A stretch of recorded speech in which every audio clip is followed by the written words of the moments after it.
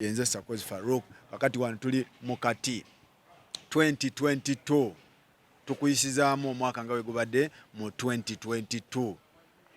NRM ekoze ebyo bye baali bagisubiramu okukola, opposition ekoze ebyo abantu bye baali bagisubiramu okukola, owaye parliament y'eggwanga ekoze 2022 tekoze, yewe bebikoze byebiriwa oba tekoze byebiriwa byetakoze, abayimbi ki abakoze, bantu ki abavuyiza n'omukwano 2022 tugenda kutemeramu timu weeri baramusizza nnyo bassebo ne bannyabo abalaba Emboozi mukati njagala bategeeza nti mwebale nnyo mwebalire eddala bye mwatukola ku pate yaffe omwaka tugufundikira olwaleero ndowooza ye puroguramu yaffe neesembayo mu mwaka katusubire nti ate n'ogujja gunaaba gutambula bulungi kuba guno okusinziira nga bwe ndaba mutuufu Sakozi tegututambulidde bubi. Wano e Kampala osobogerako IND n'olya ku mmere IND eri awo emakindye opposite ne ani bagitani Climax. Mbebaze byonna byonna bye mutuusizzaako engalo abatugoberera kyemukola kirungi nnyo okuva mu nsi ez'enjawulo be tuyita aba house manager mbatumiddeko mwena sosodda ani obaani netumira ku bakyali baffe Godfrey Canada ogamba otya namukwano gwa mamita Papa Jasper yaŋŋambye nti ŋŋambira Farouk abira UK yaŋŋambye nti ŋŋambira Farouk nga 14 naye njagala kujja kutulako ku pano nammwe mbabuuzeeko kuba mbagoberera nnyo naye nga nkugamba nti gwe ayagala okulya akamera kalungi ajjangu ku IND emakindi eri opposite Climax akafo kalungi nnyo tekabeeramu yadde kwegake kafa kasinga wadde pusi tekabeeramu wadde enswera kwegamba akafo kootuulamu naawe n'owuliranga emirembe gikubukadde ate ekyokulya kyawo si kyakwogerera kirungi nnyo kibana embagaliza omwaka omulungi agobere mulungi nnyo mwebale kutuwagira mugende mu maaso n'otuwagira nga bulijjo nambeemu poza abantu be Uganda mwenna n'abasubira okujja tuyina ekifo emakindi wano bakiyita IHand ewa Aji Ali omuntu ayagala okulya akamera akalungi nga tewali wadde enswera ekulingiza ogenda bugenzi kwa IHand bayina buli kika pizza buli kimu kye bayita nti kulya dwaliro lya kulya bw'otuuka wali kukulya ogenda bakujjanjabe middeeko beegundi abawa babe Texas bagambo babuukira nnyo tebalina adde ebibiri mbalamusizza bassebo ne bannyabo era mbibaza okubanga badde mutukubeera ebbanga eno lyonna mwebaze n'omusajja ono Sakozi okubanga tukyakwata Mukama akyatukume mawoyo takuumika bannange nolaba tukwataganye nebaza tiimu yonna jingi ku kamera muzeeyi ne bannaffe abalwadde batuwabulamu bassebo ne bannyabo mbebaza abatuwagira mwenna kyemwakola Mukama saabaddizeewo omwaka ogujja era mbaagaliza obuwangazi kati ng'ennaku z'omwezi 13 mbasaatukire ffenna erugogo tugende tuwagire mwana Spice Dana yeero nkyegenda okusooka mu mwaka guno ogutandika yegenda okuggulawo sawundi yabazedde okugita yavudde bweru si ya wano kwegamba yeeteeseteese bulungi nnyo mugende mumuwagire jjawo ekibi Spice Dana kye yali akoze ogobeere music we kubanga mutegala kuba nti muyimbi abantu be London ewo mukyala Farido yasobola tikiti oyo ne Netherland yasobola tikiti manyize ebibweru binsumbwa manyi bukoma nsimbi wano tonnenya nemba saamwe naabali mugende muwagira omukyalo oyo Munnayuganda munnaffe n'abasobola okuzza mu lulimi olw'enjogera baluzza mu luzungu banyonnyola bali abazungu bagende balyewo emmere kati oba okomeo n'ojjaana e Kampala genda ali ku IND wa Aji Ali oli akamere tewaliwo kapa bakugulira buguzi so waliwo Aji bagula buguzi abenzikiriza endala etalinga yange omuzikiti weeguli osaala bw'omaliriza okulemera olyango yakuuga ogenda ali opposite Climax walwa akafu kalungi nnyo olwo okuzanyisa by'abaana Farouk nkwagaliza omwaka omulungi mwenna mwebale tuwagira bagana njagala tutandike speed ya yiri nnyo omwaka guno gukoze gutya bayimbi kyabakoze abatakoze buli kimu tubere nga tukitandika. David Rutala akoze takoze nnyonyolo w'ensonga David Rutala akoze kuba y'omu ku bayimbi abakoze concert ziri successful buli wamu ate y'omu ku bayimbi abalina oluyimba nti lumaze emyezi egisuka mu 7 olubayita kabisika ndagala nga luli countdown okitegeera so nti abayimbi bwe bala abayimbi abakoze sawa zino David Rutala y'omu ku bayimbi bosookirako ddala David akoze lwakubandi gye bifundikidde omwaka ogenda okuggwako ng'ate agenze shows tezikyajjuza nga bwe zajjuza olwa management ye ndowooza etatambuza bulungi mirimu naye nga David Lutalo nga ye omuntu akoze kubanga buli wabadde wonna wadde wafuna abantu naye eno gye butunzikidde omanyi mu mwaka mubaamu ebintu bibiri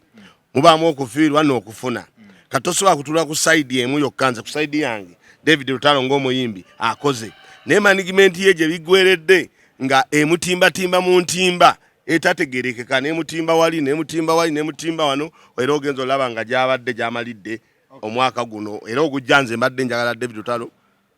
asobole okuba nga atambula bulungi naye management esooke yeetereze kubanga management emutimbatimba nnyo ebitalina makulu. David Lutalo tekiriko kuwannaanya akoze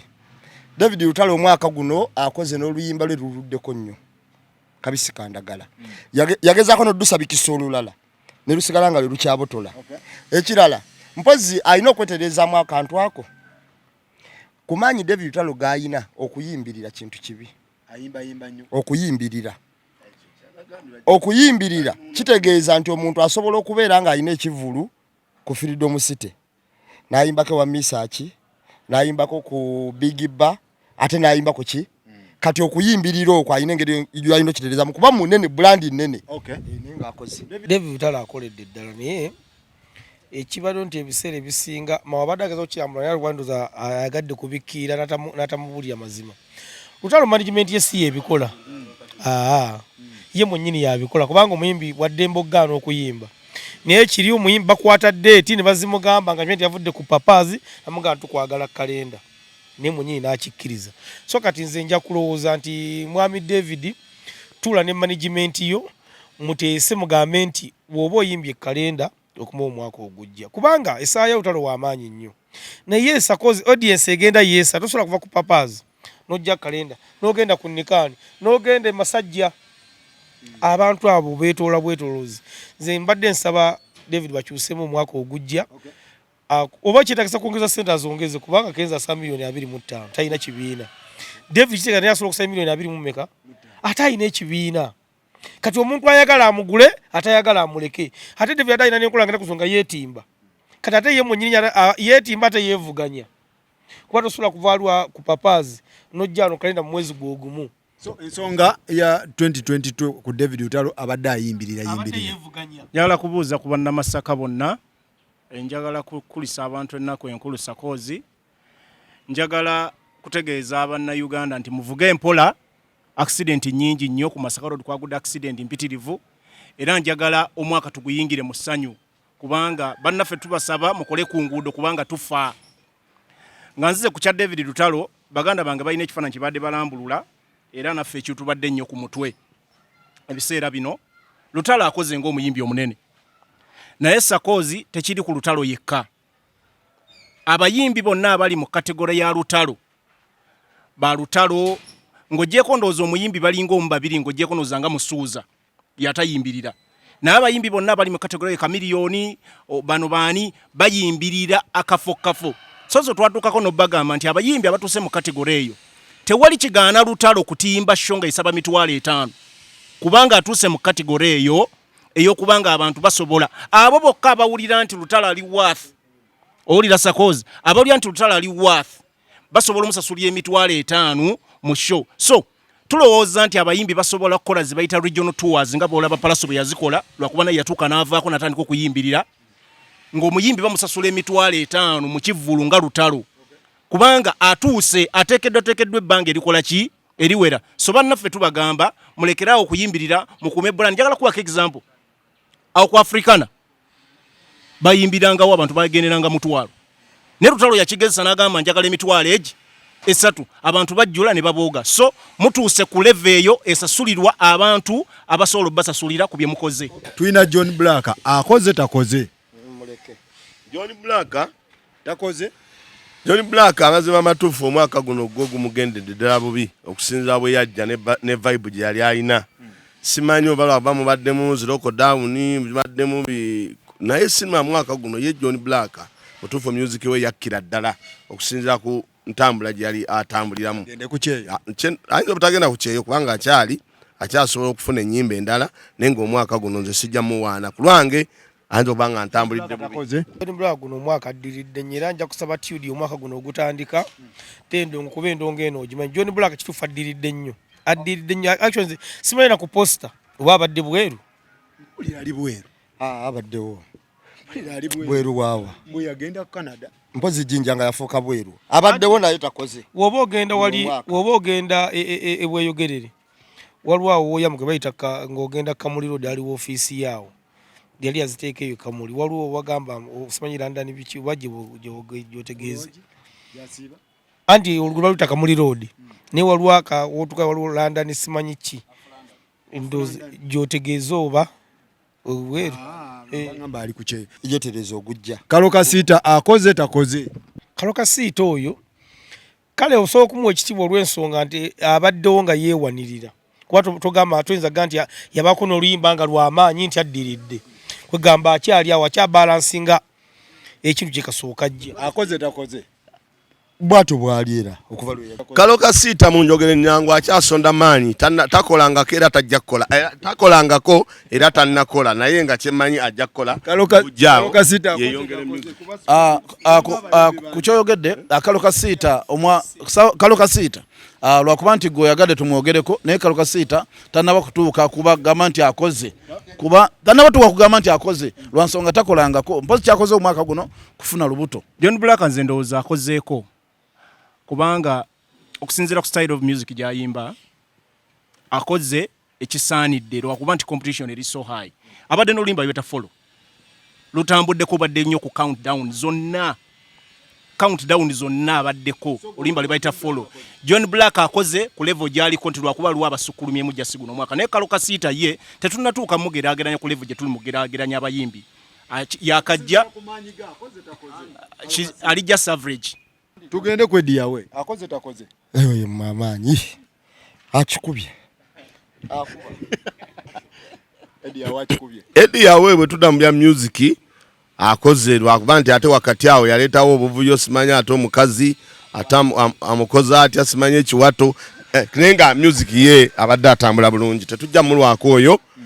nze bwe nti wendowooza nti mu music akoze. Eddie akoze yawe Eddie yawe akoze alwanswa nti y'omu ku basajja benga nti bawadde omukono abaana aba upcoming okuli omukyala gwe bayita bamitani waneteze Martha Mukisa y'omu ku bakyala y'omu ku basajja abafuddeyo okubanga bayimusa ebitono by'abantu akoze. Wyke Benda akoze atya Wyke Benda abadde abaddewo n'oluyimba lwe yaddamu lumukoledde n'agezaako gattagattawo ennyimba awo oluyimba lukoze lutambudde abadde oke yalusooka tulambula ekiri kirala bakitegeere bulungi abalabi bagera kubeera confuse omuntu ojja kumubuuza nti akoze oli agge nti aleese ennyimba naye nga tezikoze ekintu ekyo ebintu bibiri byawukana omuntu asobola okuba nga alina ennyimba naye nga tezibadde ku market nga tezikoze kati tuliko tubuuza omuntu ndowooza abadde mu market si kye tuliko ng'ali mu bantu kye tuliko ndowooza Wyke Benda tayina anti nze akugamba siogera mukwano gwange ate ndi mutegesi wa bivvulu talina ekakati ekigera okusumbwa abantu oba ne bannanga abalala kuba na nnyimba nnyingi kubanga John Black bwakaliza bwatadde ennyimba ngezi izo bazweza n'ennya naye tugamba omuntu abadde mu marketing ali ku demand kye tuliko ndowooza ng'akola akati Benda abadde ng'ogyeko akayimba ke kano ke yakuba ne fiiki mu mazina ontiisa biki mukano ndi ntiisa kati ng'ogyeko akayimba akatimba kabaka katambula bwe kati mu bivulu mbadde simulaba nnyo nze era simulabye okusinziira ku posters ze mbadde ndaba ate nga nze badde wakati nga David azireeta buli kaseera awo tugenze ku online naye tugamba mu bantu eno kubanga omuntu abeerako ku posters ba David zino ze batimba buli kaseera omulabako. Benda nze ku lwange siraba kyakoze kubanga era lwakuba nti mugambye tuli ku music naye ate bwe singa tubadde tudda mu bakoze oyinza n'okulaba nga mawa amusinze kubanga mawa asobodde okutambula mu nsaba ne bamutegeera ng'ate ayisa ddoboozi ku social media erigatta ku bantu banna Uganda White Band atakoze era tuyinza mugeregeranya na Emboozi mu Kati. Okay. Anze ne unyanya omuntu ayinza tugamba nga tuli mu kumaliriza mwaka oyinaga nti White Band akoze. Guno mwaka bwe twogera ku bayimbi abadde abafu abatalina kye bakoze White Band kuba yaddamu n'oluyimba lwa yewanchekecha lecho magola obanga ina ne lugana wadde okuva mu nyumba y'okufuluma ebweru kati toyinza kugamba nti omusajja oyo aba akoze okitegeera kuba no White Band kyenyinza kugamba nti mu myaka ebiri gino gye tulimu nga tuladdeko neja covid talina kyakoze n'ekyo wafulumiza oluyimba lw'omuntu lwe yayimba ne lugana wadde okubuuka shedi yo olugendeko ebweru banaiba baluwulire kitegeeza omwaka gwa okulemye. Omanyi market yagaziwa twava just ku local market eno gye tuyimbira abantu mbivulu ne tugendako ne platforms endala nga YouTube n'endala abantu bafuna sente eyo video eyo oluyimba lwa White Band lwe yaddamu olwoyo omukazi Lecho Magola lwe lumu kuzisinza okuba just omwaka gumu zezimu kugundi zina almost 5 million views ontegedde 5 million views njagala ogenda olulabe so nze ndowooza abantu target omanyi bwaje kiba target audience abantu abamu tebakyasobola genda mbivulu n'ennyimba bazidownloadinga ne bakola ki ne baziulaba oba ne baziwulira so nze nsuubira White Band abadde okay si yasukkulumye naye abadde mulungi. Omanyi kye bayita omuyimbi ne bwakola ate nga tagenda ku stage tebamugula takuba bivulu ne wabanga afuna ku social media sente meka nga bamufolonga naye nga takuba bivulu taba kumulamwa abatakoze Epasi akoze atya simulabye guno omwaka simulabye ate mukulimbe togambe Epasi simulabye guno omwaka gwe olabika wadde omugoberera gwe luyimba kiro obuliddeyo lulwe byakomadda simulabye guno omwaka Epasi teacher Epasi akoze era mu bayimbi abasinze okuyimba obulungi oba kusinze okukola obulungi guno omwaka ye muyimbi akyasinze okuba nga abadde mu gym ye muyimbi akyasinze okuba nga abadde akola physical wakaawe ye muyimbi akyasinze okuba nga abadde ayambala ku social media ng'engoye wano zirimu ebituli kati akoze nnyo ku business gy'abadde yadda. Epasi akoze ate nzizeeko ku side oba ya David kubanga Epasi abadde bumawulire abaddemu nga agezaako okusigala nga akyali relevant mawulire naye music bwe tudda music sijjukira luyimba lwa leese nga lukoze ku katale era nze nsuubira Epasi mu music taliyo simulabye endongo ayinza agivaamu alinga yagivaamu sawa zino omukulu Epasi yandibadde anoonya ekifo ekimu ekirimu comedy nga comedy store bwe bityo nadda mu comedy kuba ennaku zino buli otumula ku social media muntu wa social media nnyo kati ali mu comedy. Shakira biganye agezezaako n'ebiganye yepise n'ebiganye yajja osobola omumuwa credit olw'ensonga tiyajja n'oluyimba lulwa kulabo gye bamuwa lutalo toyinza kuva ku Epasi n'ogera ate Shakira oba oyonoonye bwonoonye Shakira tali mu level yemu kati Shakira oba omwogerako oyogera ku bapukamiing abajja n'obuuza nti bapukamiing oyo mwali oba taliimu mwali kubanga akyalwana akyalina amaanyi kyensinga omwagalako akoze yeeteze bulungi guno mwaka era show zonna abantu bazirabye nga bagala kutandika kubuuza Shakira bayina enkolagana n'olutale y'enjawulo so ekyo akikoze bulungi era ndowooza mu bantu bw'anaafuna oyo oluyimba abantu bamutegedde. Shakira nze kyendabye mpozi kyasinze okukola kwe kuvuganya ennyambala ya Nwagi eyo yo ndaba nga agikoledde ddala kuba bw'ogenderera bw'ayambala ndowooza okyo ku music alaka yamuvaako n'agamba kati nina kuleeta ki n'agamba ennyambala eno etumbiza maaso wano eyinza omukolera era ndaba gyayasibyeko eyo naagikoze naye ekyokuyimba tayimbye naye buli stage bw'omulaba booti olaba ennyambala eyo agifuddeko nnyo ey'okutumbiza maaso wano. Shakira nze kyenyinza omuwa credit nza omuga nti mu bakazi abasinze okwambala obubi n'okusomesa abanafu okwambala obubi yasinze naye ekyokuyimba ye kennyini ng'omuntu tannamanya style kijja alina kuyimba omukyala gwe bayita Shakira. Jasmine ayimbye tayimbye 2020 simulabye nnyo naye nga wali mabega abadde muyimbi ennyimba ze tubadde tuziyina enkadde ne 22 simulabye nze simulabye abadde n'ennyimba ze enkadde ne mawulire era abaddemu naye ennyimba ze empya sizimanyi. Ayina nno ne concert gyagala okuteeka mwaka guno gwe tugendamu naye nze ndowooza ng'oggyeko music nti abadde taliiwo nnyo abadde agezaako kwasaganya amawulire mwali Jasmine mu bantu abadde okke mu bantu era mwali Jasmine atambudde Jasmine kwali mu bantu atambudde mu bantu yes wali Jasmine saagala kumalira abantu budde tabaddeeyo kusinza emabega wali we yajjira. Jasmine abadde n'akayimba ke bayita Kapeesa nga tutandika omwaka kayingidde mwaka kayingidde naye ye ng'omukyala yalema okumanya style gy'alina okuyimba ate ne management gy'alina ndowooza eri mu comfort zone. Sawa zino omuntu yenna nga olinga Jasmine ng'oli mu competition ne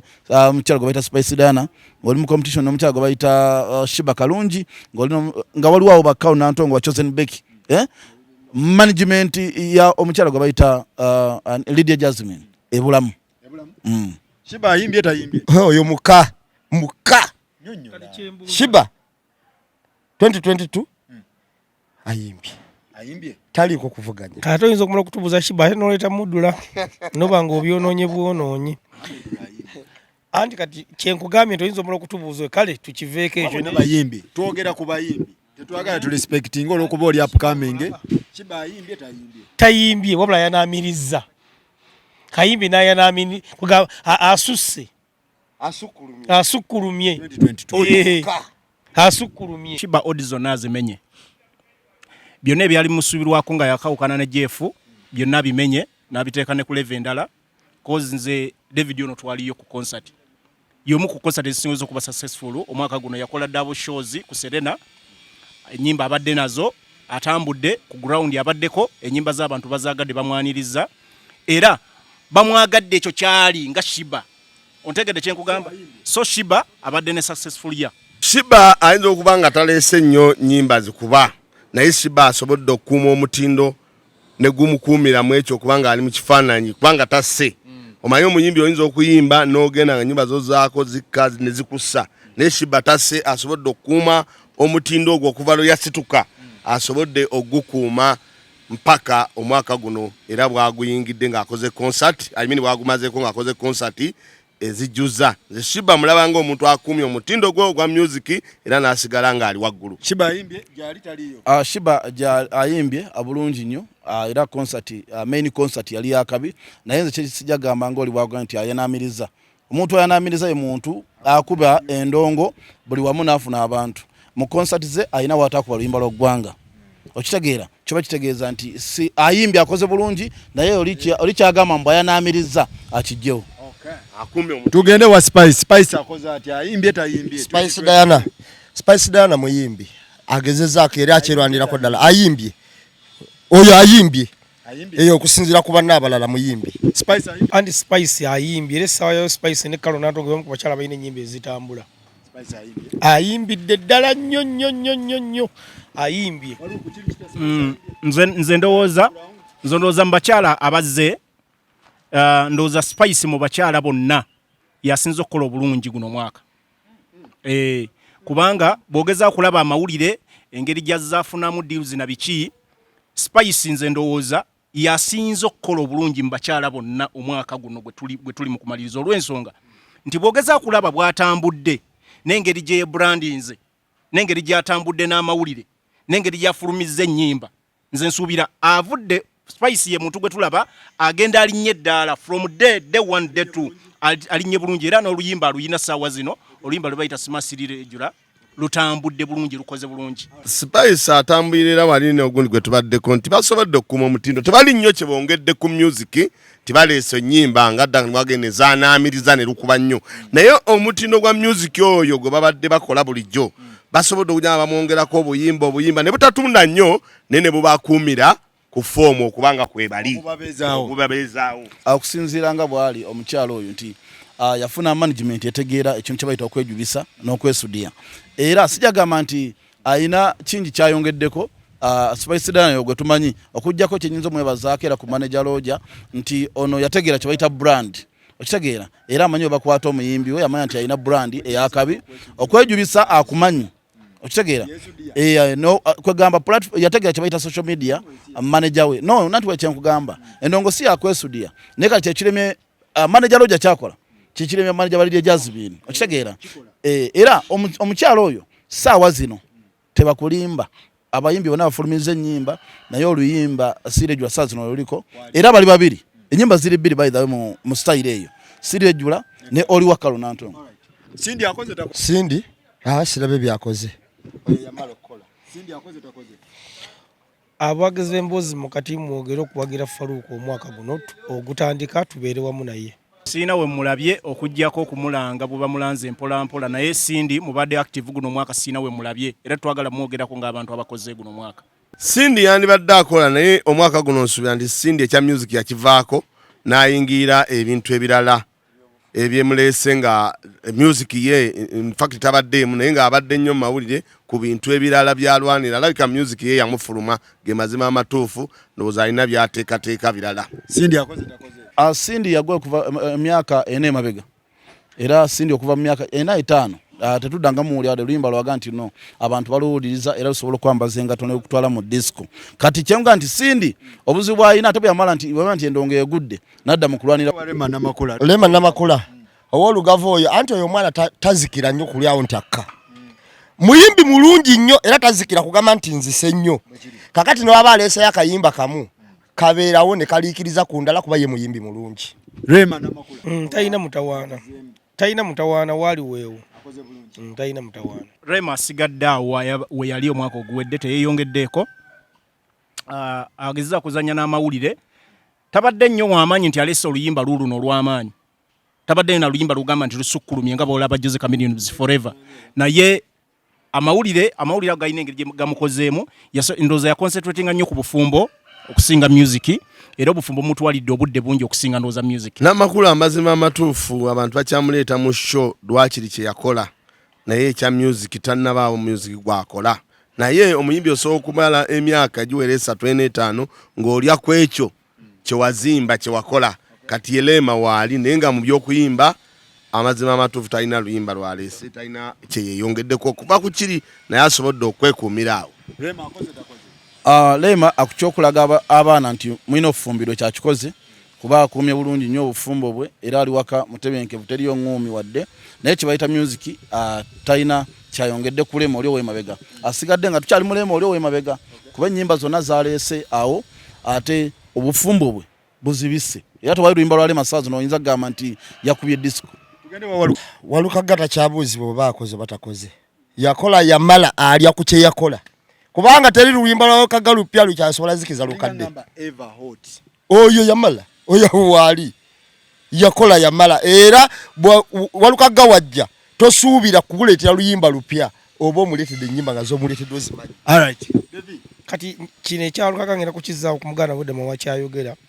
nti talina kyaleese ky'amaanyi naye nti olw'okuba nti addo nga alina erinnya kati yeekuumira omulimu nti kati Walukaga tafunye oluyimba lupya mpozi nekyakiyakola ekyama kye tuyinza okumwebazaako guli abantu ba wifi wali eri abekyengera kuba batulabira okune abadde nnyo mu byobufuzi abadde nnyo mu byobufuzi Walukaga yeekuumidde nnyo mu mawulire nga munnabyabufuzi ate ng'omuyimbi naye omwaka gubadde guggwako atukubiyeyo katuni ak'oluzungu ke bayita hani era katambula awo abaana anti ebigambo byenjogera byange weekali era weekali katambula hani abaana bakakoze ku TikTok naye wala katambulira ddala naye ye ng'omuyimbi ate munnabyabufuzi asigadde relevant mu bantu ne mu mawulire. Walukaga okusinza ku kisaawe eky'okuyimba kati bwe kitambula ti music we mutuufu amulina ate ennyimba ziyimbi omwaka guno ziwerera ddala nga z'amakulu meerere engeri gy'ayimba amakulu nyimba ze nnungi nnyo azimbye naye olwokuba nti music w'ennaku zino yono atambulirawo kati ekyo kiyinza omufuula atakoze naye nga Walukaga bodda mu music ng'omuwuliriza ennyimba z'aleese zo zibadde nnungi nnyo era ziyongedde omukuuma omulaga nti muyimbi ayimba kuba wadde yagenda mu byobufuzi naye teyava ku mulamwa gwakuyimba yasigala akyayiya ennyimba ze zibeera omwo mpolampola naye nga zikola. Anti saagala abantu balimbe nti Walukaga akoze kuba ngamba ate tuleeta kwakoze omwaka guno n'ongamba nti alina ennyimba ze zeyayimba edda kitegeeza twazimenya omwaka ogwaggwa kati bwe tuba tuli mu mwaka guno mubayimbi abasinza okukola obubi Walukaga mwali kubana oluyimba lwasembyeyo okukola kati luli myezi oli alunyonyola lulabika luweze emyezi ngeegi naye ku luno Walukaga teyaluyimba yayogera lwogere oba oluzungu lwe lwamusumbuwa kati nyinza okugamba nti mu bayimbi betutayinza era singa lwakuba nti tubadde n'obudde obwogerako Walukaga bali talina wajjira kuba talina luyimba Walukaga yatugenza atogenda mu byobufuzi ngwede yagwa tuli ku mwaka guno akoze nga yo omuyimbi oba takoze tugende wa Kenzo oyo muka Kenzo yakuba concert ey'omwaka Kenzo akoze takoze yali ki musical Kenzo akoze bambi Kenzo abadde muyimbi wa amaanyi ate ye brandinze bulungi era nze ndowooza kino kyali kibadde kyakulabirako eri abayimbi abamu okusobola omukopako naye nga Kenzo abadde w'amaanyi nnyo mu mwaka guno ngera wabadde mujema bega buli kaseera olaba Kenzo yeeyongerako ayina ekipya kyateekawo mu kuyimba kwe Kenzo akoze Dirisa Kenzo mu bantu abalina emikisa mu Uganda boyinza ogga bali babiri asooka amuyita mwami Museveni wokubiri Kenzo omukisa gwalina tegubanga nawo kuba Kenzo yalinga agenderera n'amakula n'amayuuka n'agenda Kenzo okuva lema lwe yagenda taddanga wansi buli lunaku bulinya alinganga katiko tegeza akoze nnyo akoledde ddala kuba ye muyimbi ali mu kibiina mu big talent nga ali mu bwogu ate nga ne stage ne baba mutimba omuyimbi ogu ngera stage agirinyako essaawa 6 omuyimbi ogu bwe twali tuyingira covid olinga agenda kuteeka concert festival ng'ayina tweyagale ne luno oluyimba semyokozo gundi ebwe yakulozi nga twalowooza Kenzo agenze kubanga yajja n'ayingira mu politics awo abantu ne bamukuba nnyo naye Kenzo yakola ekintu kimu yamanya nti byayingiddemu tebijja kukola n'akonsentratika ku music n'ata music era bwe yata music abantu baava kubiri ne bakonsentratika ku muyimbi waabwe Kenzo omuyimbi musuuza enyimba abadde nazo era kati alina oluyimba lusembero lino siba nsimbudde lukoze bulungi enyimba abadde nazo abantu bazaga niwankubadde size enyimba zogamba zisukulumye nnyo nezibadde nnungi abantu bamwagadde ne bamuwagira ne concert yali successful Kenzo okusinziira ku byemutuuseeko mu mwaka guno naddala mu bikwatagana n'ebyobufuzi twali tulowooza abantu abamu baali balowooza nti Kenzo agenda kuva ku mulamwa banga bamulumbye ku social media ne bamuvuma ne bakola ki naye asobodde okusigala nga ku music we yennyini ne concert gy'asembeyo okukola ng'ekyatambula omanyi Faruku ebizibu ebikulumba naye n'obirwanyisa Kenzo ebizibu bimulumbye bingi simanyi agenze mu ttiimu chairman simanyi akoze eki ebyo byonna ne bijja ne Kenzo n'asigala ng'atambulira ku mulamwa ekyo kimuwa amaanyi era kimuwa okuba nti Kenzo akoze ddala mu bantu abakoze mwaka 2022 mu endonga agikubye gye tuyinza okugamba nti mu bantu mweri ate ekirala nti ye muntu ogwosooka okulowoozaako nti ku international level era ndowooza guno omwaka gwennyini gwagenze mu award gye bayita Grammy Award kitiba kitegeeza nti akoze tugende wa Dr. Jose Chameleone banayenze munansonyiwa wetuleeta omuyimbi aluddewo wetumuleeta mwekwasa we natuuka ku muntu nga Chameleone oba Walukaga munansonyiwa nze Chameleone sikyalina kyemubanja mu music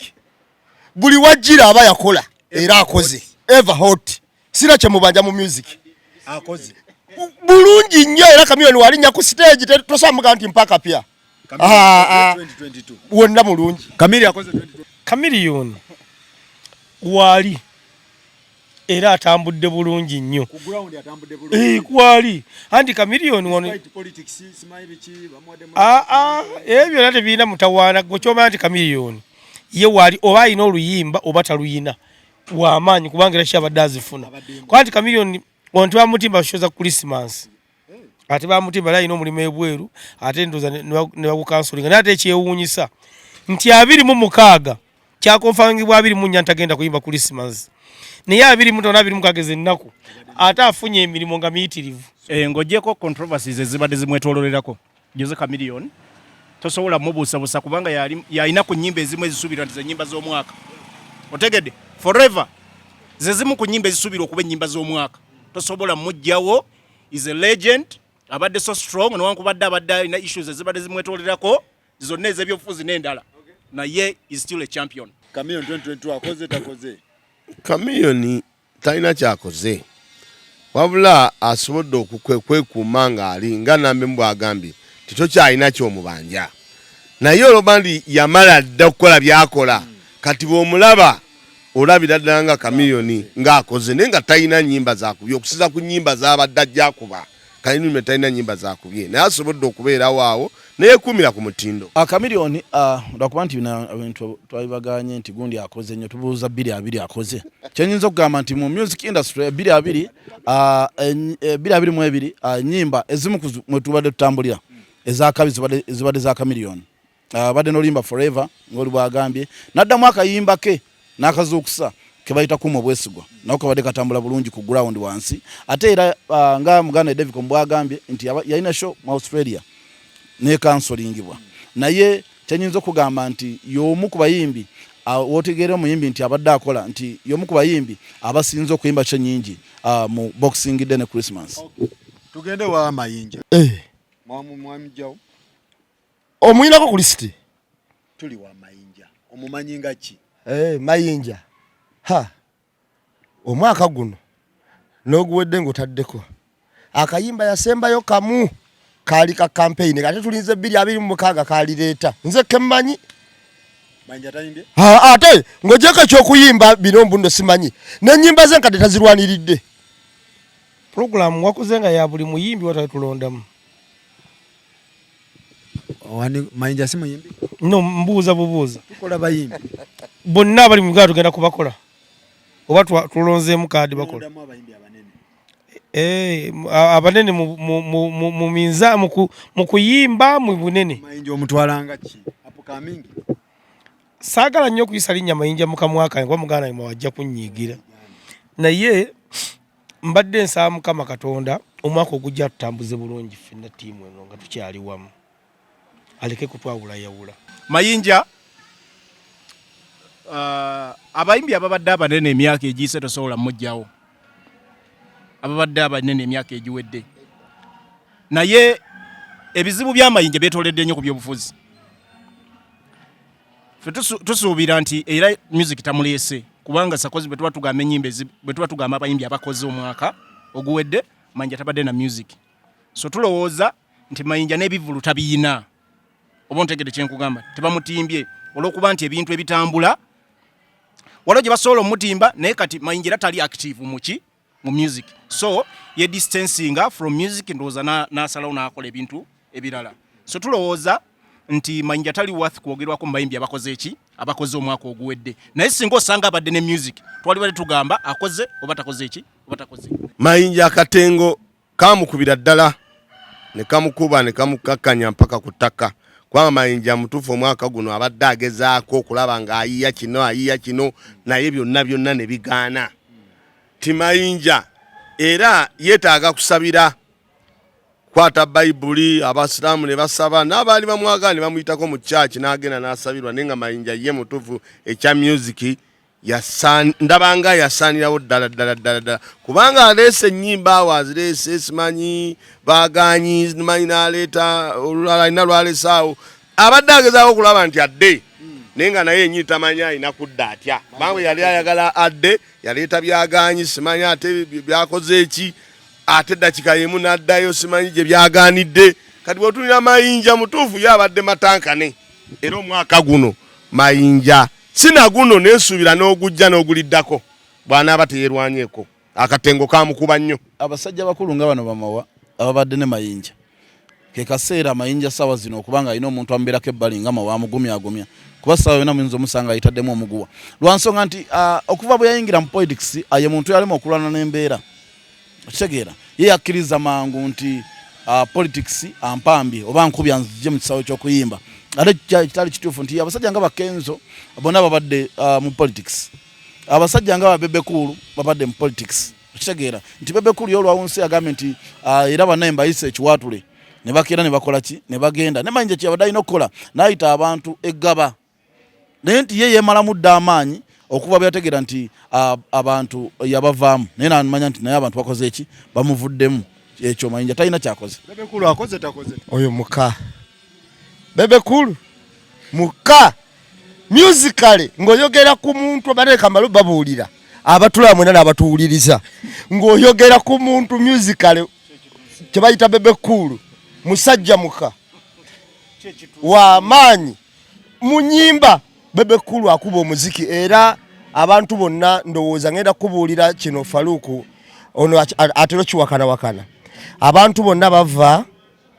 ku Bebe Cool kikyali kye bamulowooleza kyawagira ne kyakola ki bwe kituuka ku musical abantu bawagira Bebe Cool bamulaba. Faluku ogatta ebintu bibiri ate kati ono yesinza kumunenya nnyo musajja watto ko musajja musuubuzi ebyenyumi batabitegeera tetuli kwawangadde mu kisaawe kyakuyimba bwambi nnamba emu tuli kwabadde naluyimba ng'ali mu bantu kyetuliko oba mu bantu abaddewo avuddewo Bebe Cool tabadde mu bantu abaddemu ettooke no lijja kwokya kati mwami Bebe Cool tumugeraageranya mu bayimbi bitekyana betubanje kozi yabadde kiwaatulo n'ettooke limwokya Bebe Cool abaddewo ng'omuyimbi eyayimba omuyimbi yayimba edda era gwe tutabanja naye nga talina dde akapera era ng'ojjeko akapera nga talina dde ekyefaananyiriza oba yadde ddemu nti eri mu studio esaawa negenda kufuluma era Bebe Cool aweebwa ekitiibwa infact ba big three abasatu abaliwo abo naye mwali naye ekikolagana music kati 2022 ate n'okujja n'oguddako nze kambuuze wali ogenzeko gambuuza kibuuzo kikyabayita omuyimbi okubeera mu bantu njagala ogende bugenzi mu kirabo oli akuba ennyimba nnya nga tekulirwa Bebe Cool bannange munnange ne Kateero ennyimba ze bazikuba tugamba omuntu adde afulumira ku posta ng'oggyeko ekiwaatule badde bamulanga wa tewali Bebe Cool tayimbirira anti ulira ate ng'omulundi omukulu kuyimba mwami Bebe Cool tumuwe ekitiibwa mwami Bebe Cool ng'abayimbi ababaddewo abeebuuzibwako kati essaawa yaleero infact Bebe Cool kati abeera asigale nga kukola kiwaatule naye music etakyayina kuba abaana bakuba endo ne 223 tayina ne 224 tayina namba emu leero disappointinze nnyo era nze ebbanga lyonna lyenkoze wano ku seeti eno n'ennamba emu olwaleero mbadde so disappointed sakozi namba emu alabika olumu akukuta n'agenda ettooke ne limwokya muganda nga bw'ayogedde era namba emu lijja kwokya mu nkwawa ebigambo bino twabadde tuli sweet twagambye bayimbi kyabakoze omwaka 2022 Bebe Cool with all due respect kubanga yomu ba pioneer ba music industry ya Uganda naye n'oluyimba lwe yagezaako kukola gye bayita gyenvudde nga yagala kubanga oluyimba olwo yaluyimba nga lukwatibwa lulinga olusaba sympathy ng'omuntu ayogera ku gyenvudde ng'omuntu bw'aba luwulire nga Bebe Cool yayimba gyenvudde omuntu asobola oddusanyukira naye lwagaana ontegedde gyenvudde lwagaana ontegedde Bebe Cool badde bamutimbawa Bebe posta eriruddawa gye badde bamutimbako nti wuno Bebe Cool yayimbye wano so tetwagala tubuzeebuze bannayuganda Bebe Cool mu bantu abakoze omwaka era bagamba abantu basinze okukola obi mwaka 2022 Bebe Cool y'omu kubo okujjako ekivulu kyakoze ekiwaatule nga nakyo abantu babadde average sibe babulijjo owulira anti yafunye kakaaga ke lwakuba yatimbye emitwalo 2 kakaaga tetulimba bino anti nkubuulira akakaaga ku mitwalo 2 kale tugambe yafunye kuba tewali unye expenses kakaaga ke yafunye bino si byakunyumya David uno mutegesi w'evula asobola okubuulira twagala tulimba ensi kakaaga yafunye kubanga tewali nnyo expenses Bebe Cool zatwala naye ebivulu waliwo ebivulu byakubye obimanyi eno si nsonga naye waliwo abafunye 3 emitwalo Kavumba yakubye 3 Daudi gundi Sakozi Kavumba yakubye 3 Kavumba yakubye 3 kakaaga kajuze kiwatule owai Bebe akoze takoze 2022 tuleme kulimba bantu nze kyendowooza nti abantu nga nnamba emu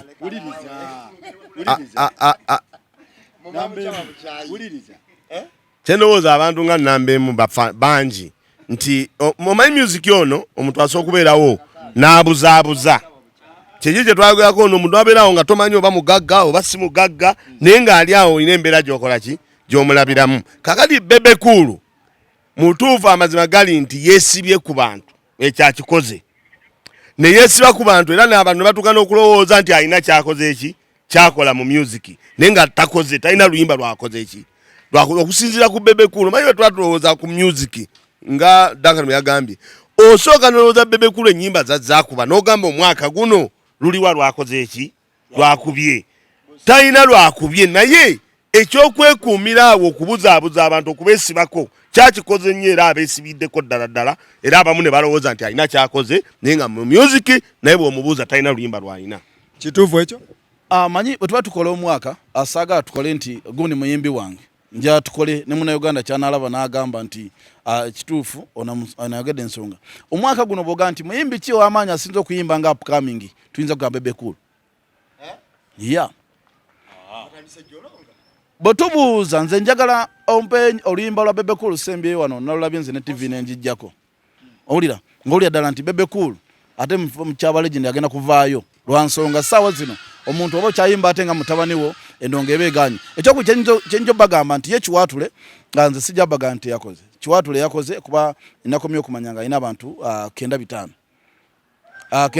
ku mitwalo 22 anti gwe osazeewo okuwakana ku mitwalo 22 kuba muganda wange Faruku Ali tayinza kusinga bategesi bandongo babaddeyo okitegeera so Bebe Cool yafunye abantu ekiwaatule era ekyo naye tebagenze wuwe nti yabadde n'endongo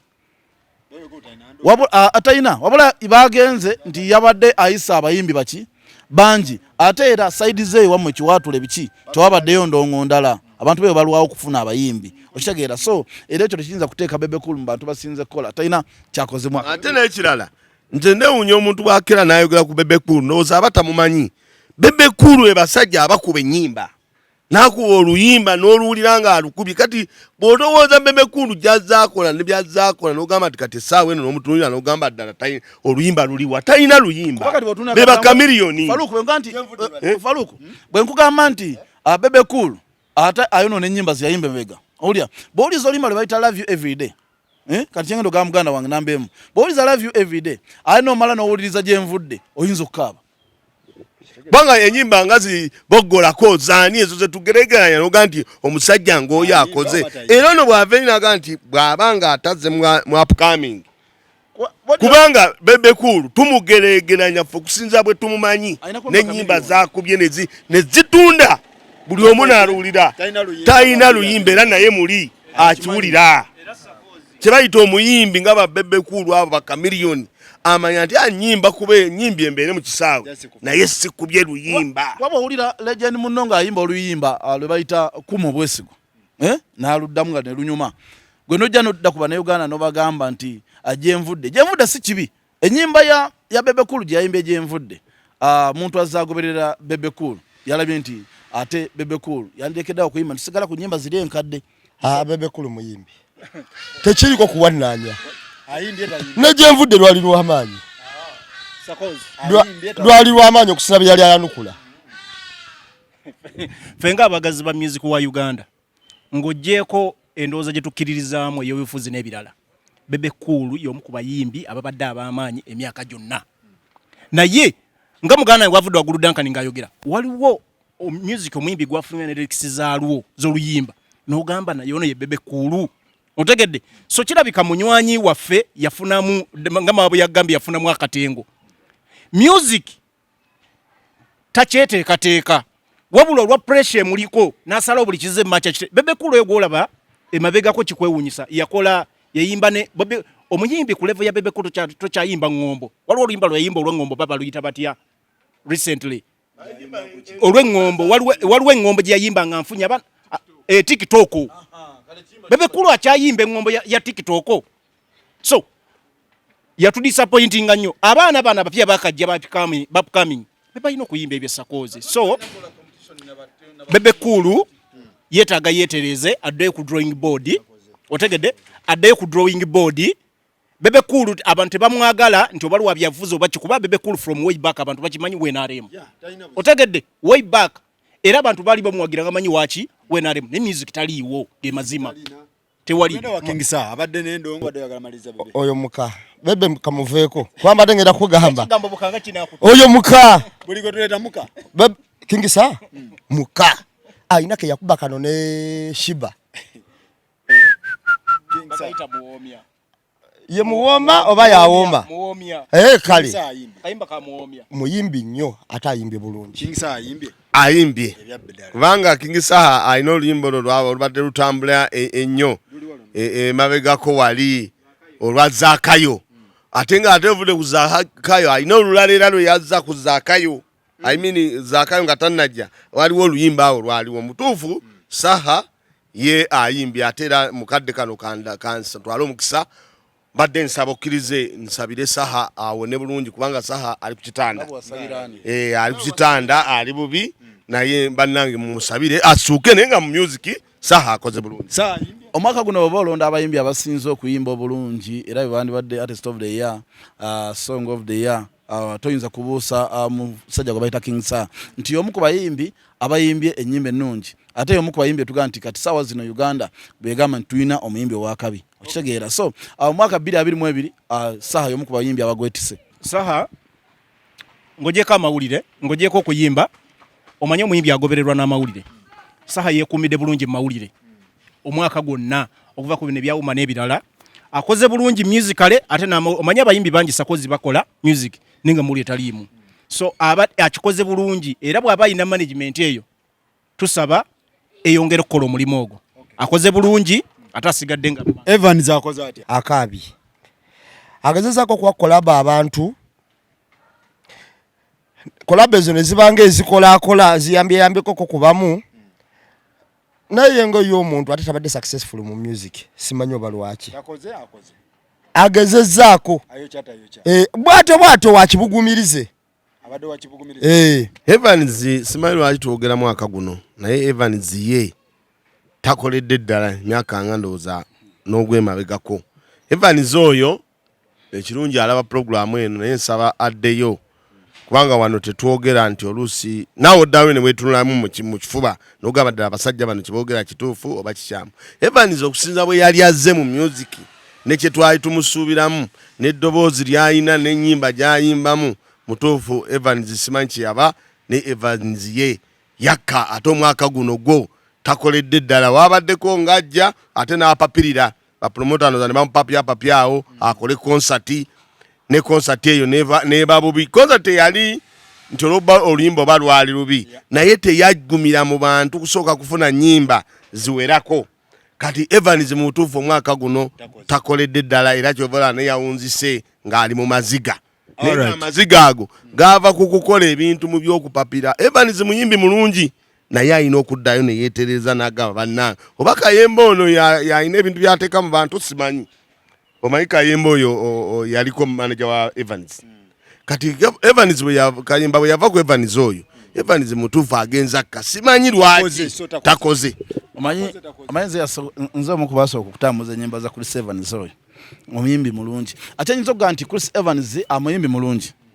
ayina muwandisi wa nnyimba mulungi kuba n'akayimba ke wadde Sacha Brighton mpuliranga akatambula naye omukulu Chris Evans kyenyinza okugaa nti abulamu kye bayita manager okitegeera yennyini ye manager we nnyogo okuba manager wo n'okola bulungi naddala ku mbeera ya Chris Evans kubanga Chris Evans tali friend eri presenter okitegeera. Kati nga nze nyinza okugaa nti Chris Evans takoze bulungi omwaka guno naye amagezi gemuwa Chris funa management okitegeera oba gwe kennyini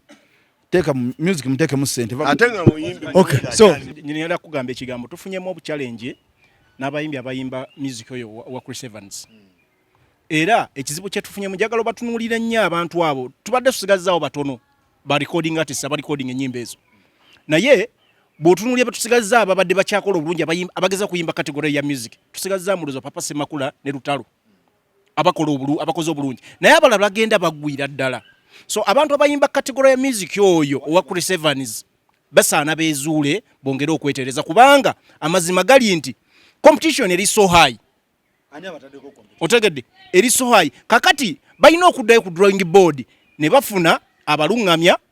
ba manager abali professional enough ne basobola okuba nga batuuka ku mutindo Lutovala Lutalo asigadde standinga alone. Mpozi nga bolaba mpozi ne Papa yaluddewo akoze ebintu bingi era je kati aleetayo luyimba lumu ku lumu asigadde atambula naye abasigadde bagudde. Balasa akoze takoze akoze Balasa akoze takoze akoze palaso omwaka guno wakati awo yakolera ddala bulungi nnyo naye gye gugweredde no waggulu nga mu butuufu ndowooza yeetegekera guli ndowooza ayagala gwira mu guli naye nga guno akoze tenyinza okuga nti palaso yakoma okukola ng'alina management ebayita yakama management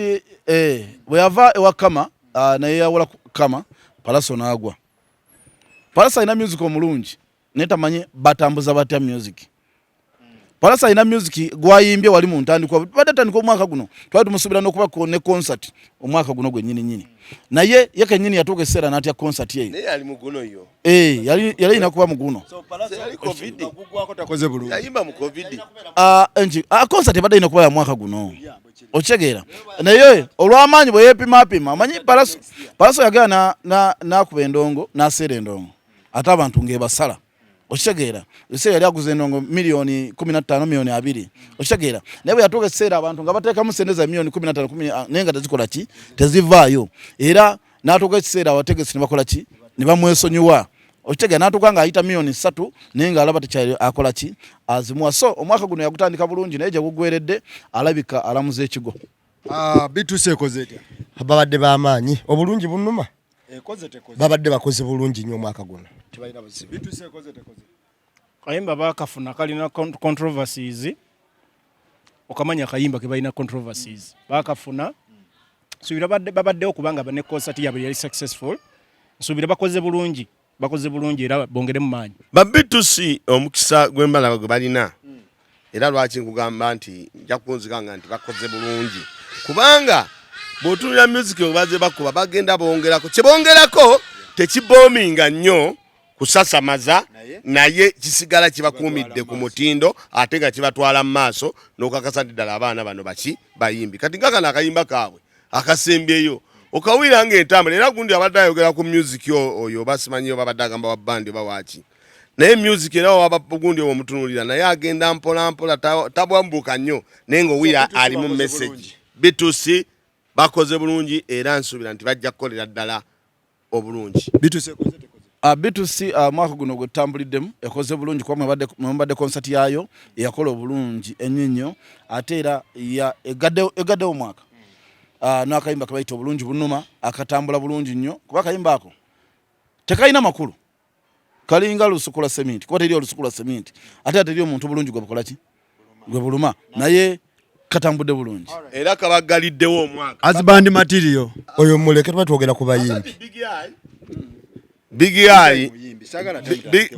muyimbi naye Big Eye era addayo ku kiri ekyamayinja nti Big Eye yagaana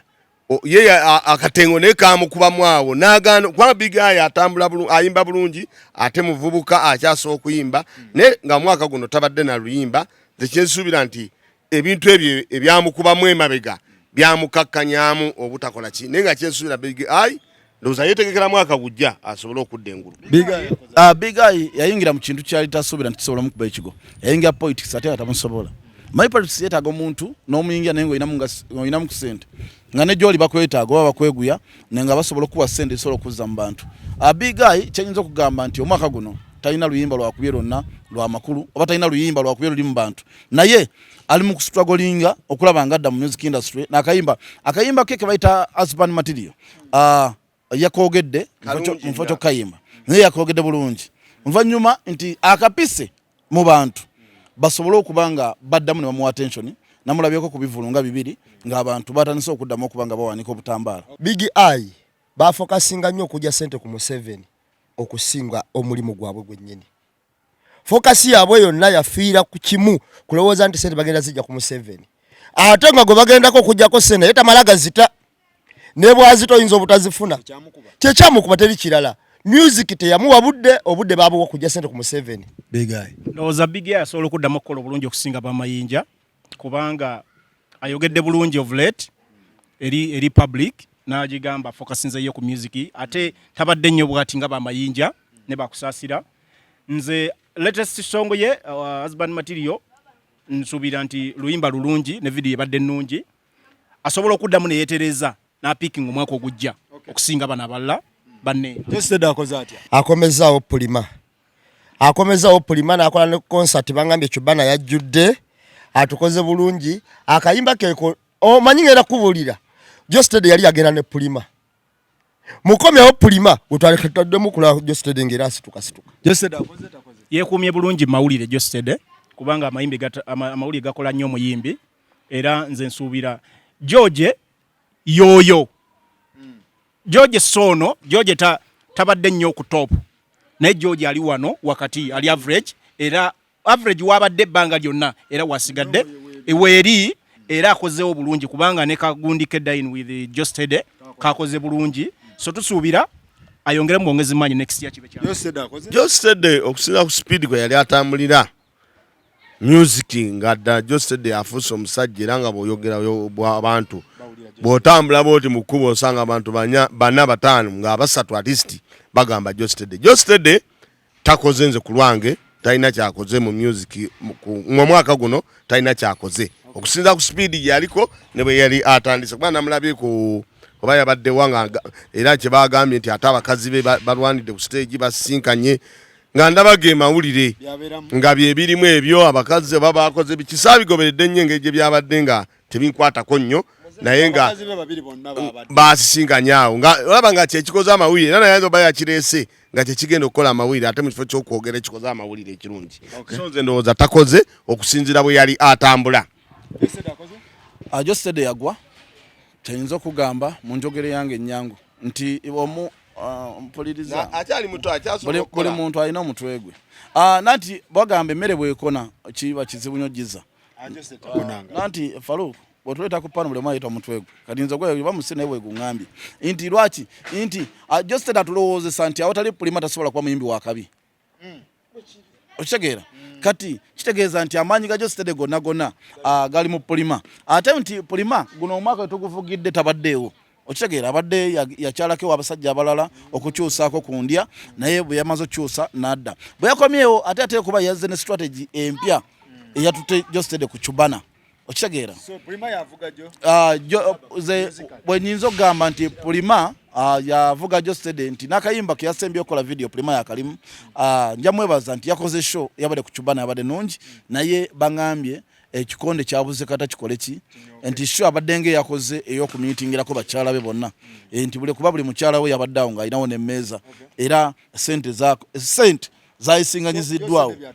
era Josted byatambulirako naye kiyinza omugamba muganda wange muyimbi mulungi ate muwandiisi mulungi fulumya music promoting music oli muyimbi wakabi Stabu wakoze atya Stabu watakoze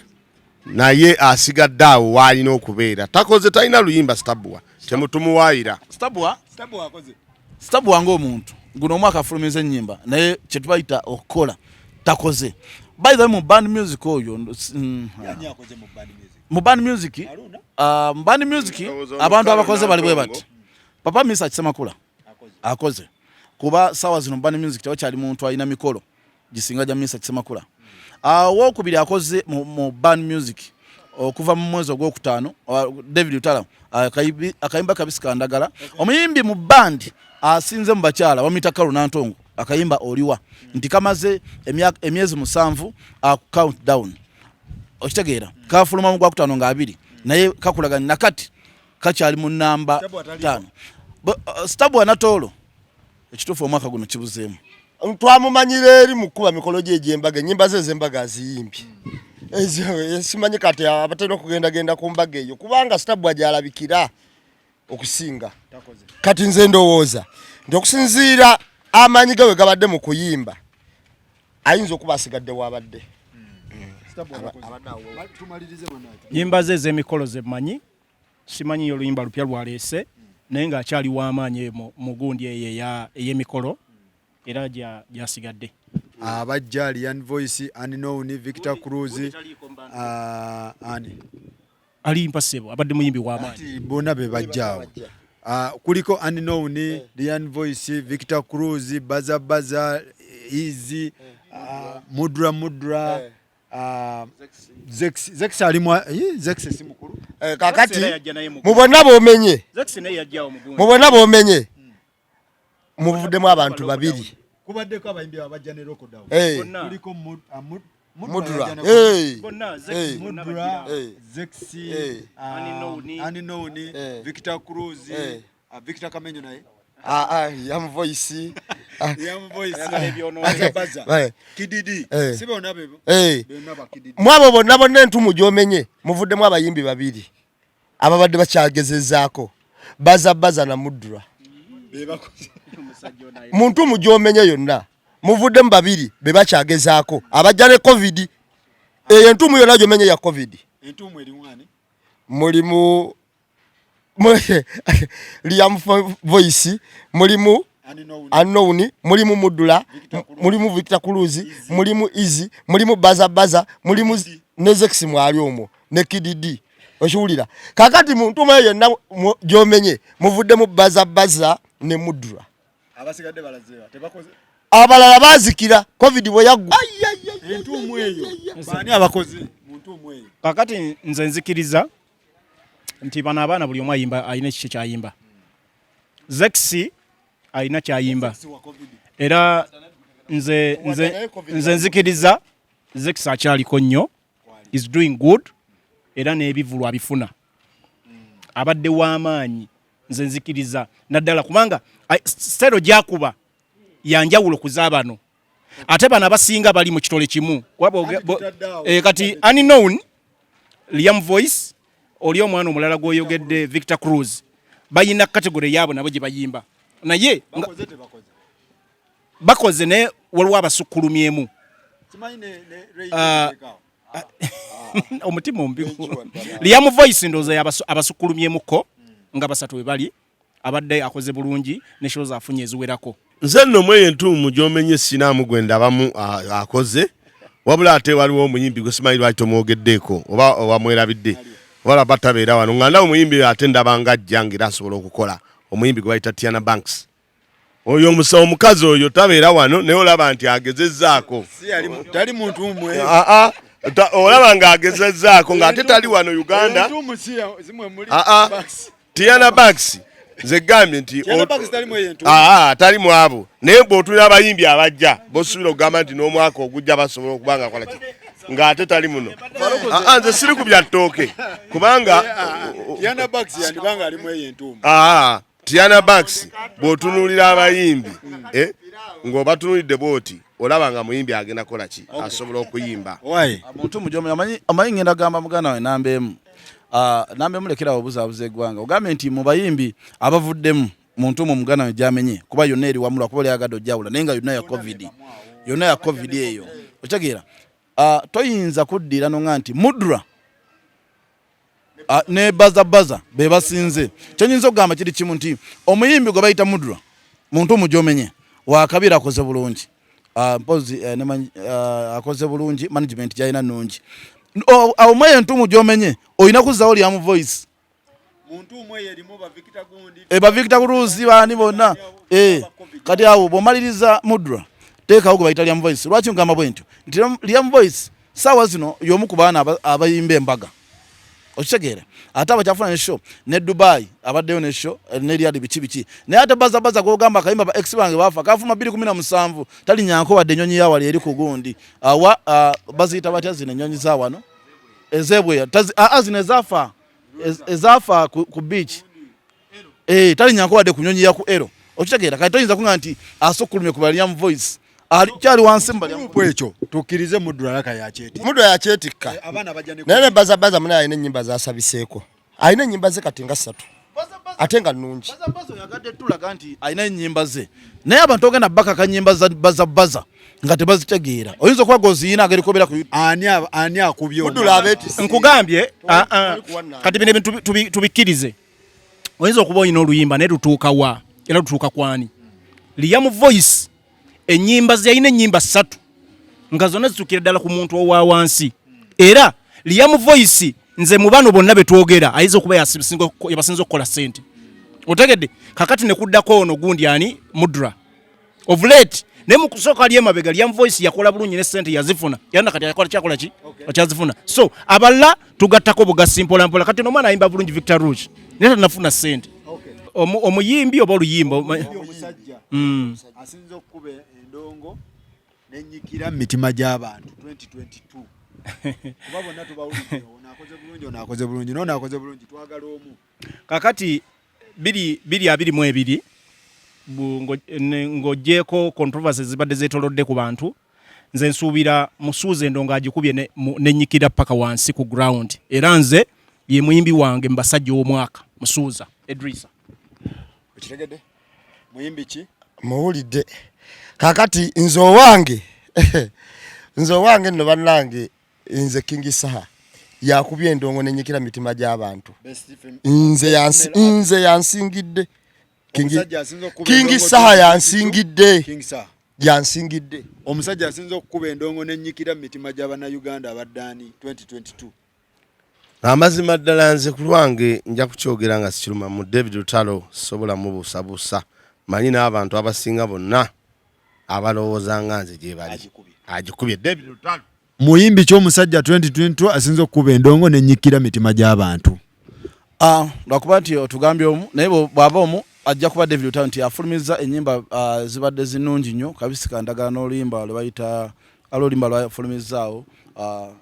ndwerabiddemu naye nga David Lutalo mwaka guno agwira muyimbi ky'omukazi akubye endongo nenyikira mitima gy'abantu 2022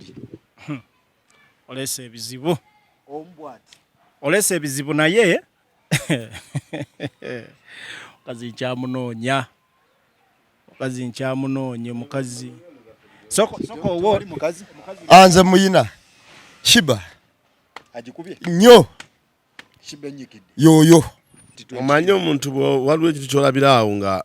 bw'otandika okirowooza oba ogenda kulimba naye shiba ye muyimbi akubye nze ku lwange nenyika anyikidde emitima gy'abantu omuyimbi omukazi omuyimbi anyikidde emitima gy'abantu ajja kubeera Spice Dana mwana obadde onswikinze obwongo dankani simanyi kyonjagaza Spice Sebo era nabadde namwogeddeko ndoza dankani nkoze ensobi nabadde namwogeddeko dda Spice ye muyimbi asinze okukuba omwaka guno mu bakazi oluyimba olusinze omwaka guno 2022 olw'omukyalo omukazi olwaki lwonna olwowulira nti guno lutuuse mu bantu kansoke ndujjukire luno ndumanyi nsingidde era sijja kulimba kabisi kandagala kabisi kandagala bakakubye buli wamu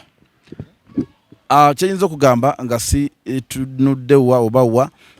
omukyala alina oluyimba olutambudde obulungi era abantu bonna ne bagamba nti lutambudde bamuyita omukyala muyita Carol Nantongo oluyimba lwe bayita oliwa nti oluyimba lwa bandi olutambudde ne lutuuka mu miliyoni okitegeera ku YouTube so nti ate lutambudde ebbanga ddene okuva mu Gwokutaano mpaka mu mwezi gwe tuli mu ssaawa zino gukyakubira ddala emikolo ye muyimbi omukyala gweyinza okuga nti yalina oluyimba oluliko mu basajja ajja kuba kabisi kandagala nkwata bulungi olwa shiba olwo lwe lutambudde lwe lusingidde nkwata bulungi nze ndowooza oluyimba lw'omwaka lujja kuba Forever olwa Joseph Mayanja Chameleone luyimba lw'ennonzi olw'omwaka lwempulira lwe luntudde mu mutima njagala tugendemuko mu Parliament 2022 ekoze etya gye twali tugisuubiramu ebikoze tebikoze ogibala ku mwaka oba kuva wali bwe bagirondera 2022 nze ndowooza ku gundi oyagala wonna Parliament overall oba ku side eno n'eno side zombi nze ndowooza Parliament egezezzaako kubanga bw'otunulira ebintu engeri gye bizze bitambula tulina ebintu bingi ebizuuse bye tulabye naddala akakiiko accounts committee akakulirwa Mwami Joel Ssenyonyi kabadde outstanding kalina ebintu bingi bye kaleese abantu bannayuganda ne bawongera njagala kwogerako ekifaananyi kya Parliament egezezzaako okusinziira bwe tuzze tulaba ekisanja kino ekya Museveni okuba bwe twayingira mu Parliament kibaddemu ensonga nnyingi naye njagala kuwa credit akakiiko zirina okugenda ebintu bye zirina okukola ki bye zirina okugendamu so ndabyeko ebintu bingi Parliament byezzeekola ng'oggyeko ne ku side y'opposition yokka waliwo ne wetulabidde ng'abantu ndabyeko egundi ab'opposition nga beegatta mu nsonga ez'enjawulo otegedde nga bakwana ne bagamba nti leero kino kiganye katufulumye Parliament kino leero kiganye tukoze bwe tuti so nze ndowooza parliament naddala ku side opposition kubanga yo side ya government yesigala ng'eri static. Parliament ku side opposition Yes, egezezzaako tebadde perfect kiryawo naye egezezzaako side ya NRM bayo ya government yesigala static bagendera ku mukamwa bwe kyakoze eki kyabagambye. So tulowooza nti bataddeko ettaffaali newankubadde tukyalina bingi bye tubabanja nga parliament tugamba nti ebimu waliwo ebimu bye balina okukola ki otuyamba okwongera okulaga bannayuganda ontegedde naye tulabyemu era bintu bingi ng'ogyeko ebirungi tulabyemu n'ebibi. Tulabyeko ababaka ng'oli omubaka ekera ku makya nga babawadde ssente z'enguzi n'azeewakana.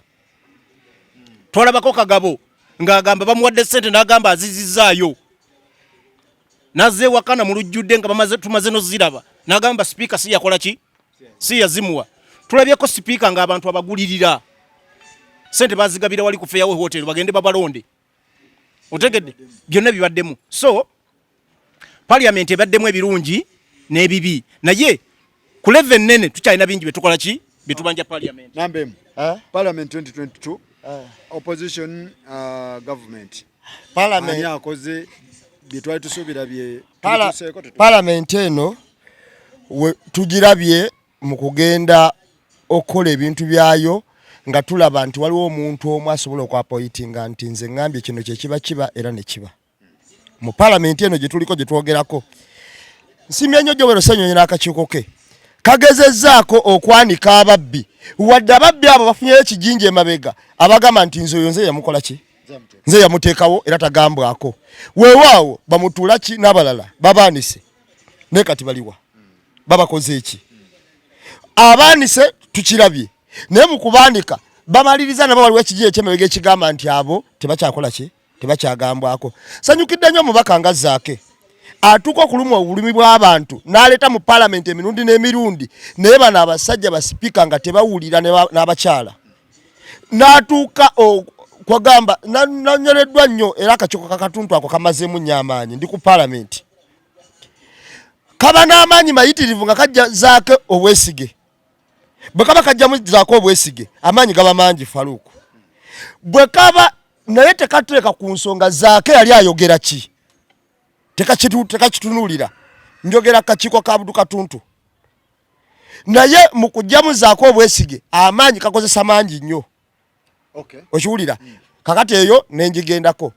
parliament eno Faluku eriddemu abantu olukwe 2022 eno parliament gyolaba abantu bagisuubiramu ebisingako kwawo naye bagenda okutuuka waggulu nga basalawo lwakusalawo kwa muntu atya omu era ng'agamba nti oyo yalina okuba sipiika bwe kiri oyo yalina okuba bwe kiri ekyo tukirabyeko mu parliament nga bwe zeetambula. Tulabye ssente Faluku eziyita empitirivu mu parliament naye nga ssente ezo ziyitayo nakubbibwa ate nga nabo bennyini bakimanyi nti bazibba. So ekoze tekoze okiwulira kati parliament eno okola kwayo kutono nnyo ku bintu byebadde ino okukola kubanga lwe ebintu ebiri mu eggwanga byetakola okitegeera ebirume eggwanga byetakola kati ekoze kitono nnyo katundu bwe kati ndoze koze 10% ku 100. Alright side zombi ani akoze ani takoze parliament y'eggwanga bwe njitulira mu kifaananyi yonga parliament y'eggwanga nesigamba nti ye ne alemu FDC ne masimanya ani jema netulira parliament y'eggwanga nze amazima amatuufu gali nti kugamba teyina kyekoze olwaki ti parliament omulimu gwayo ogusookera ddala kukolera bannansi ng'ebabagira amateeka agagenda oba defendinga mu bintu ebimu. Parliament y'eggwanga ey'omwaka guno oba ey'omwaka oguwedde ey'omulundi guno teyina kye yakoze tennaleetayo tteeka ligamba nti no ligenda kufevalinga kubanga tennakola birala byonna simanyi kantuntu puliddeyo abogera simanyi kantuntu simanyi Joweero alingiriza ani nga tennakola ebyo parliament ekisookera ddala kwe kukola etteeka tetteeka erigenda okuyamba bannayuganda etteeka lyeyavaayo neekola neeteekako n'omukono oba ya NRM oba yaki ne batabaawo n'alwana yali yagamba bannayuganda nti babasibe emimwa babe nga teboogera omuntu okukwata essimu ye n'ayogera nti n'abaako ebigambo by'ayogera ereeta etteeka ne liyita Teinayo tteeka lyagamba nti munnayuganda anajjanga emmere essemuto nga munnayuganda ajerimidde tevengako musolo, ekyo tukikoze. Palamenti teina tteeka lyegambye nti munnansi ng'alinawo bizinensi entonotono tagibwengako musolo guyitiridde, wabula esobodde okuleeta amateeka era ne bagateekako emikono aganyigiriza bannansi. Nga lyegambye etteeka mwami Nsereko lyayimira n'ayogera nti teri muntu kuddamu kwogera, eryo lyayita ne tulwayo n'omuntu eyeewalula mu kolansi tugambe nti owange kino akirwaniridde. Ndowooza yandibadde yeewalula, abamu bali mu makomera, abalala baggwamu amaanyi ng'aba Besigye. Kakati palamenti eno bwe ngitunuulira ate ku ludda lwa NRM yo ne defending ebyayo nga NRM, era NRM yo ku lwayo olw'okuba nti erina ekifuba, erina obuyinza, egezezzaako okunyigiriza bannaabwe babeera mu palamenti nga tebatunuulidde muntu munnayuganda, wabula ng'ate bo batunuulidde nti ekibiina kyaffe ekya NRM kyagala ki. Kati bano ab'oludda oluvuganya ate nabo ne bagaana okuteekawo embeerega nti ffe abantu ba wansi ekyo si kibakola ki kyebaagala. Kati NRM neekozesa obukujjukujju obw'amaanyi okulaba ng'eyisaawo ebyayo. Okitegedde ng'etteeka lya Nsereko kubanga NRM yaliri mabega, era palamenti kyesinze okukola bw'ogenda n'otunuulira be basinze okusaasaanya ssente ez'omuwa omusolo. Ddala nga bagamba Museveni tumwongedde zino, sipiika emabegakaawo baagula emmotoka eza ssente empitirivu. Palamenti yeeyisa ssente ne bagamba nti Ebola simanye Kasanda, bagenda kugabayo emmere, waliyo Ebola abantu abateeke mu lockdown, essente ne zifuluma ne zitatuuka nayo. Palamenti yemu yeekulaze nti baafisa ne ssente mu COVID nga bazoogera wano nga wayise emyaka emeka. Kakati palamenti y'eggwanga teina kyekoze okujjako okudiibuuda omusente wano abanga olanya afudde, baadiibuuda ssente empitirivu n'empitirivu ze tutamanyi na muwendo. Kye basobodde okukola bo bennyininyini abaagenda nga tebalina peya za ngatto ziwera nnyo, abasobodde okuweza peya z'engatto 5, kubanga abo ababaka tubalina ababaddemu, abaali ababbi b'essimu basobodde okulongooka tebakyabba ssimu. Naye nga munnansi tebalina kye bamubagiddewo nti lino etteeka ligenda kuyamba munnansi. Etteeka lye balwana nalyo baagezaako lya mmwanyi, naye nalyo mpulidde lyakomyewo. Okitegedde omubadde ba peneeti tebalinayo tteeka lye bagambye nti omuntu anaagendanga nga ddala mufuna mpola tasobola emulaga atambulire bwereere, agende bamujjanjabe nga tebamaze mujjako nnyo ssente ze. Kati palamenti ya Uganda terina kyetukoledde, naddala kiri kyegambye nti ekisookera ddala yandibadde mateeka. Nenkubulidde amateeka ge bayisizza mu mwaka guno tewaliri favoringa munnayuganda, tewaliri muyamba. Emisolo gijje girinnya, sabbuuni aguze buwalana, teri palamenti lwevuddeyo ekyo kukyogerako na kukirwanyisa. Wabula bwera mpuliddeyo abasanyusa embo olw'okuba simanyi Jowero yalabisa oli okumulabisa, bw'amala omulabisa n'akola ki? Okitegere ebyo palamenti si kulabisa mbu oli n'ava n'agamba mbu gundi yazzaayo ssente. Ekyo palamenti si tukyagalamu, ebyo abantu bannansi baabiraba. Etulimbye ebintu biyitirivu nnyo nnyo. Ababaka babadde bagenda kusamba mipiira nga bagenda eyo n'ebintu ebirala nga biyita. Nsereko n'aleeta ekiteeka ne kiyita. Teyina tteeka lyereese liyamba munnansi ng'ate kyekisookera ddala okutuyamba.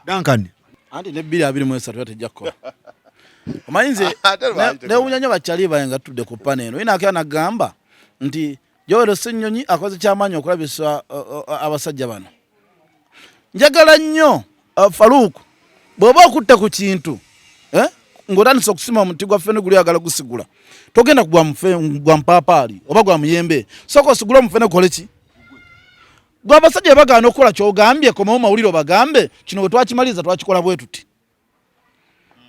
Naye kye nazuula ku palamenti yaffe eno, weeri nga tegenda kufunawo ssente nga Museveni tabayiseemu ky'ojja mu miro, ekyo tebafaayo, kiyitanga bwe kyagala. Anti eno palamenti ye palamenti munnayuganda gye yali asibiddeko olukoba nga amanyi ke tufunye palamenti eno Robert Kyagulanyi gy'asonzeeko olugalo, munnayuganda agenda kweyagala. Naye ye palamenti munnayuganda gy'asinza okukabirako amaziga nga temufuddeeko. Faruku sabbuuni yalinnya okuva ku 10 n'agenda ku nusu 8. Nenga abaka wa parliament bakera kumachana bagamba parliament ne bavayo ne badda ne bagenda kebwe ne bawumula ne badda. Amafuta ne gambuka ne yagena mu bay. Buli wamukale gali nyansi zonna. Nenga ate mu Uganda giga kyasinze okuba galinya. Faluku ngovude kwekyo musubuzi kyetaaga. Museveni kumugamba omusolo gukoze munene nnyo. Ne baleta ne gundi yokupima empale mu kilo. Ngogena sasula mu kilo. Ne parliament ne tuwa nezinga emikono. Kale eyeni alemu twagivaako kuba yekola Museveni byakola ki. Ne opposition muri batono kye muri konti zake tategeera. Enazo mubaka wange omwaka mita zake. Kubanga zake ye fine abeera omu. Ne kyakola kikyusamuko ne muna Uganda n'amanti gwe twasindika ali mu bulumi wamu naffe. Negwe buli wolituula mu parliament n'okajjala buli kimu ne kiyitawo buyisi. Kitegeeza muna Uganda yakulonda omwebaza nti yakuwa omulimu wayo toyina mulimu. Faluku parliament eno yezimu ku parliament ezanguyidde President Museveni okubanga tezimutadde ku bunkenke nga naye yazivaako azira bulabi amanye kintu kimu nti nafuna amongi bwetunaba tulina kye tugenda okuyisa nja muyisa mu miliyoni 4 aziwa ababaka baba opposition basiba opposition bayise ekintu Museveni kyakola ki eno parliament ey'omwaka guno ey'omulundi guno bagenda kulya tebagenda kuyamba muna Uganda era gwakera ku machano gano tuli mu struggle mulimba kuba struggle yo muna Uganda alinda ebintu bibiri alinda omubaka wa parliament obeko kyoyogera alinda omukolere etteeka erimuwa essuubi mu ggwanga lye naye tobikoze ku kya Ssenyonyi n'abalala abalinga abo mu mbeera eyo batambulira. Ssenyonyi akakiiko ke kanoonyereza ku bantu abatagwanidde oba ababbye. Bwe muleeta n'aleeta bamutuula ki? Akakiiko kaawa ensala yaako. Ono nga kagamba nti tasaana mu kifo kino kubeera takigwanidde n'obukugu bwakyo tabukola ki? Tabulina. Ne wavaayo omukono omunene n'agamba nti nzo ye yamukola ki? Era temutawana n'omukola ki? N'omukwatako. Okiwulira? Akakiiko kamala okusala kaddira ebintu ebyo ne kabikwasa kooti. Era kooti okujja muntu oyo buki. Naye ffenna tukimanyi nti eri wali yakola ki? Alagira. Ekiwulira? Kakati omukyalo oyo muyitale. Nga bamunoonyerezaako ne bagamba tagulangayo wadde ebikopo ebimeka? Ebisatu. Nga ne kampani yennyini gyagamba gyakulembera talinamu wadde omugabo. Eyo weddwaliro era. 2022. Talinamu wadde omuki? Omugabo. Naye nga bamaze okugamba Parliament yatula kitole kwolo n'ababaka ba movement atako keriranya bakkiriza nti contract ye mwanya erimu ebikola ki ebirumira nga bamaze kiisa nga bagamba nti mujibweko eddemu yekenanyiziwe kubanga kasajja yagoleka Parliament yekka nga yasayininga ku lwa government. Okiwulira? Omusajja yavaayo bukuukubira ffenna twamulaba ku TV n'agamba nti nzo y'omukyala nze yamuyita namwegaya nabwegayirize. Nabano beboogera ebyemmwanyi tebabitegeera. Yayinotereze mwanya ono era n'agamba nja mufiirako okulaba ng'akikola. All right. Njagala nga tumaliriza ba minisita bano abalondebwa minisita w'abaana, minisita wa tourism, ba minisita banyi mu bitongole ebyenjawulo 2022 bakoze tebakoze abakoze bati gavumenti ya Mwai Museveni ba minisita balondebwa nga bapointingirwa President Museveni. Mu gavumenti kachazibeerawo wano gavumenti ya Museveni kachebera emyaka egisukka mu 36 ba minisita bakolera ku ntoli tewali nnambika ntuufu mu constitution ebalaga nti minisita ajja kukola kino ennambika eno bwe baweeri tebeetengeredde mu gavumenti eno gy'olaba ba minisita nga anakola ekintu era amala kunoonya Mwami Museveni gwayinza n'okunoonyeza njagala kubulya minisita abamalako n'ekisanja tebalema Museveni oyo gw'olaba minisita n'amalako ekisanja ne batuuka Mwami Museveni atuuka kukola reshafu nga minisita talabye Mwami Museveni naye ng'emirimu alina gikola nga asose consultinga bosi we. Nze kuguno omulundi nsuubira mukyala Nabbanja abadde bit outstanding muko bw'omugerageranyako n'abakulembeze Mwami Museveni bakoze eki bazaalonda tumulabye nga ali active mu ku bintu ebimu naye newankubadde nti si byebyo ebituukirire bye twali badde tukola ki twetaaga Prime Minister kituufu yali badde naye emirimu emirimu gyonna gyetuma ku muntu omu. Office ya Prime Minister erimu ndowooza ba minister ndowooza abawera 8 oba 10. Nebola tutubalaba. Otegete kyengamba Nabbanja yali mu katale, Nabbanja yali ku mwalo, Nabbanja yali mu kisaawe, Nabbanja yali wano. So tulowooza engeri emirimu gye gikolebwamu eri slow. Ate n'abantu abakugu bebete ba technical tebalabika mu mirimu egikola ki egikolebwa kubanga office ya Prime Minister erimu abantu ab'enjawulo abalina okukola emirimu egy'enjawulo. Ne bwebanga Prime Minister ate yagenda n'alambula ebizimbe nkwe example nga yagenda n'alambula abalunnyanja n'awa ekyokukola. Ffe tulowooza nti emirimu balina girondamu abantu abakoze eki abatuukiridde. Naye Nabbanja njagala muwamuka credit kituufu tulubali erimu n'ebigambo bino njagala bikubuulira bw'obanga oyogera ku bantu b'olina okwogera ng'owefunyizaamu n'okufunya mbwoti mu bya politics wano semujju muwe ekitiibwa mu politics mu byobufuzi anti wuliriza ebyobufuzi wuliriza mu ebyobufuzi mwabyonoona sakozi ebyobufuzi wano mu Uganda byayonooneka. Owulira sebo abantu balowooza omuntu okuweereza abantu olina bagulira chapati olina bagulira soda wa 10. Wuliriza era byebise ebyobufuzi byaffe wano mu Uganda abantu ne bava ku buweereza omuntu n'agamba nzokuwa akaluka ng'ojja kungulya walagi wa Lwasa. Owulira era byebirowooza sabana muganda wange nambeemu nti abantu ab'ensonga nga bassemuju muyina balinda wali nga bayita wuliriza ne mubayimiriza ku mmotoka ne mumagamba muzenzi sinalya kya misana semuju akoze kakati nga ngenda ku nsonga alina project nyingi zakoze tujja kubuulira kati kangende ku mulamwa ababaka bakoze sakoze olw'okuba nti ebyobufuzi byafa waliwo n'ababaka batasuubira kudda mu parliament. Owulira bo nga bakkiriza nti akalulu kano kabaleeta buleesi kakanayo kyani yafuna omukisa teguliddawo. Owulidde kati bakagabo asobola okudda mu parliament. Owulira kakanayo kyani yagenda okuyingira wano nga tasobola naggulanga ttaano. Owulira nga n'ennyumba bali bamubanja emyezi 6. Kakati abantu abo ebigenderwa mu parliament bagenze kutesiza abantu wabula bagenze kufuna ssente kudduka. Emyaka 5 yenga agibala ene ku ground talina waali yabaladde ekikola ki ekiddako nsobola ku example babiri eyo omu kye yakola emyaka egi teyadda buyikwe bejaggwako n'ayingira wa Canada gyali. Kakati ebyo nze nkugamba byemmanya nze njogera ku research. Baganda baffe abamu bagenda okujja mu kalulu nga basipenize ssente nnyingi bazeewoze mu mabanja abamu bagenda okujja mu kalulu nga balina bavuganye edda. Owulira Katolu bwa mulaba yali mu parliament emyaka egi naye yennyini musajja watu yakimanyi nti emyaka 5 gino ogiraba sijja kufuna mukisa gukola ki buddayo kati mwebali bayitirivu era abo tebajja kukola ku ground kubanga sakoze ebyobufuzi byali by'abantu balina mu ssente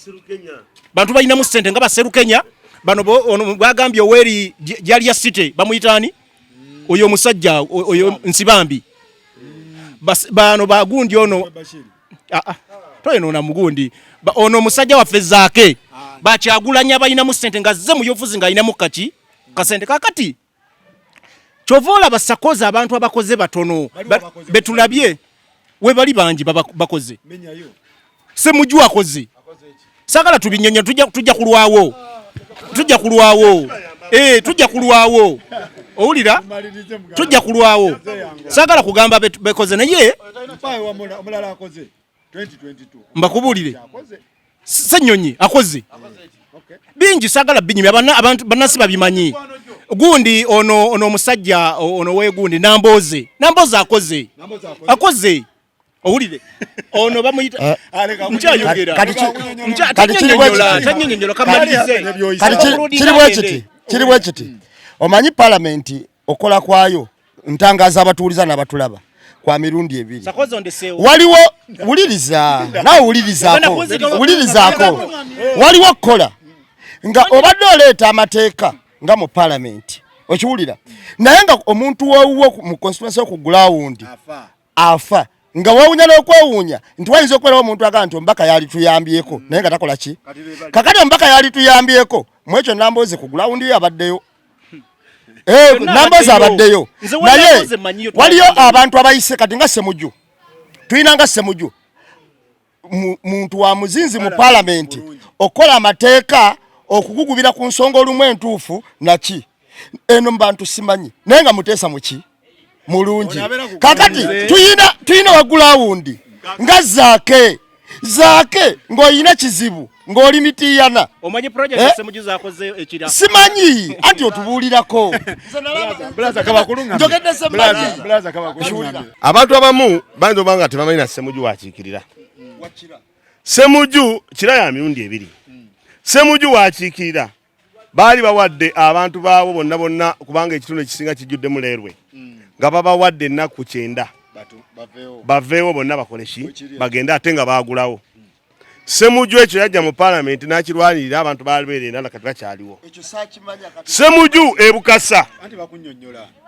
oba muwulirayo musiramu z'ebukasa abantu b'ebukasa awo amemerite manju baali abantu b'ebukasa nga babajjeewo totale.